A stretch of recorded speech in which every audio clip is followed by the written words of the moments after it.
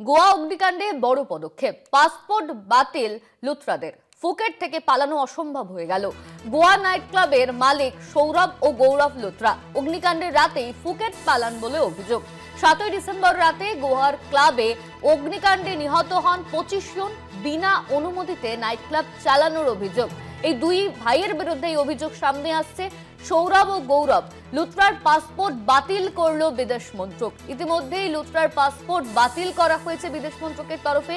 অগ্নিকাণ্ডের দিনই থাইল্যান্ড পালায় দুই ভাই। বিনা অনুমতিতে নাইট ক্লাব চালানো হতো, এমনই অভিযোগ সামনে এসেছে। বিনা অনুমতিতে তারা নাইট ক্লাব চালাতেন, এমন অভিযোগের পর তাদের পাসপোর্ট বাতিল করা হলো বিদেশ মন্ত্রকের তরফে। ইতিমধ্যেই বাতিল করা হয়েছে পাসপোর্ট। গোয়া অগ্নিকাণ্ডে এবার বড় পদক্ষেপ, পাসপোর্ট বাতিল লুথরাদের। ফুকেট থেকে পালানো অসম্ভব হয়ে গেল।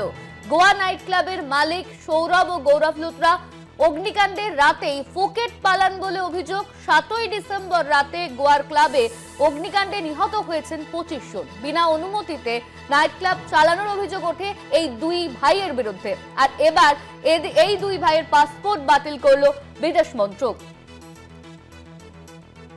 গোয়া অগ্নিকাণ্ডে মূল অভিযুক্ত লুথরা, তাদের পাসপোর্ট বাতিল করা হলো। দুই ভাই বিনা অনুমতিতে নাইট ক্লাব চালাতো, এমন অভিযোগ সামনে এসেছে। আর এই অভিযোগের পর তারা পালিয়ে যান এবং এদের পাসপোর্ট বাতিল করা হয়েছে বিদেশ মন্ত্রকের তরফে, এমনই কিন্তু জানা যাচ্ছে। আমাদের সঙ্গে সরাসরি নিউজরুম থেকে রয়েছেন কলকাতা টিভির পলিটিক্যাল এডিটর আশিস চট্টোপাধ্যায়। আশিস দা, এই দুই ভাইয়ের বিরুদ্ধে যে অভিযোগ আসছে যে বিনা অনুমতিতে তারা নাইট ক্লাব চালাতো এবং এদের পাসপোর্ট বিদেশ মন্ত্রক বাতিল করেছে, এবার দেখো, এটা বেশ বড় খবর একটা, কেননা কোনো ভারতীয় নাগরিকের পাসপোর্ট বাতিল করার ঘটনা বেশ বিরল। তার সেই রকম বিরল ঘটনার একটি ঘটনা ঘটল এক্ষেত্রে। সৌরভ এবং গৌরব লুথরা, এই দুই মালিক ভ্রাতৃদ্বয়, তারা যখনই শুনতে পান শনিবার রাত্রে যে আগুন লেগেছে, তার 1 ঘন্টার মধ্যে তারা একটি ফুকেটের বিমানের টিকিট কেটে ফেলেন এবং ইন্ডিগোর সেই বিমানে করে তারা ওই রাতেই ফুকেট পালিয়ে যান, যাতে তারা গ্রেপ্তারি এড়াতে পারেন। এরপর থেকে যখন অগ্নিকাণ্ডর ঘটনা জানাজানি হয়, 25 জন মারা যান। তারপরে গোয়ার নানান তদন্তকারী সংস্থা এবং নিরাপত্তা কর্মীরা, তাদের সংস্থা এবং কেন্দ্রীয় সংস্থাও এই দুই ভাইকে অ্যারেস্ট করার জন্য, হাতে পাওয়ার জন্য প্রবল চেষ্টা করতে থাকে। এর আগে একদিন আগে নতুন দিল্লি থেকে অজয় গুপ্ত নামে অপর এক মালিককে গ্রেপ্তারও করেছে দিল্লি পুলিশ। সেটা ছিল একটা বড় ব্রেক থ্রু। এবং অজয় গুপ্ত যেটা জানিয়েছেন যে তিনি স্লিপিং পার্টনার ছিলেন, প্রত্যেক দিনের অপারেশনস কীভাবে হচ্ছে সে ব্যাপারে তার কোনো খোঁজ খবর থাকতো না।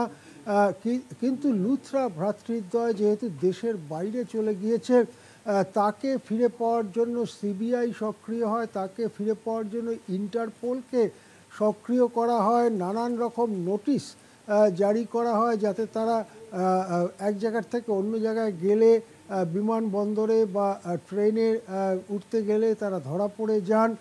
অবশেষে পাসপোর্টই বাতিল করে দিল, সৌরভ এবং গৌরব লুথরার পাসপোর্ট বাতিল করে দিল।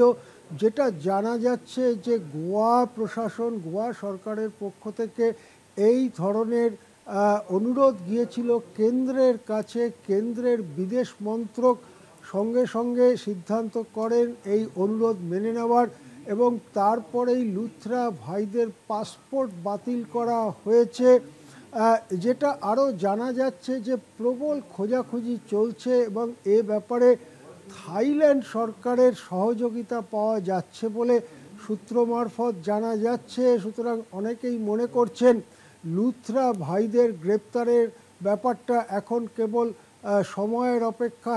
আজকে কালকে বা 2-1 দিনের মধ্যে তাদের গ্রেপ্তার হয়ে যাওয়া উচিত এবং সেই জন্য সব দিক বেঁধে এগোতে চাইছে ভারতীয় নিরাপত্তা সংস্থাগুলো এবং ভারত সরকার।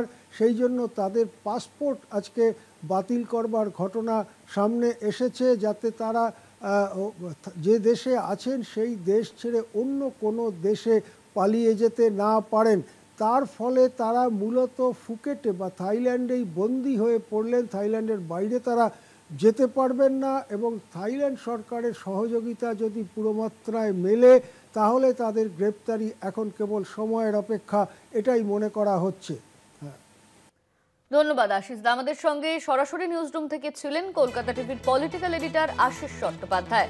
লুথরা ভাইদের পাসপোর্ট বাতিল করা হলো। লুথরা ভাইদের পাসপোর্ট বাতিল ভারতের। 7ই ডিসেম্বর রাতে গোয়ার ক্লাবে অগ্নিকাণ্ডে নিহত হন 25 জন। বিনা অনুমতিতে নাইট ক্লাব চালানোর অভিযোগ দুই ভাইয়ের বিরুদ্ধে। মূল অভিযুক্ত সৌরভ ও গৌরব লুথরার পাসপোর্ট বাতিল করল এবার বিদেশ মন্ত্রক।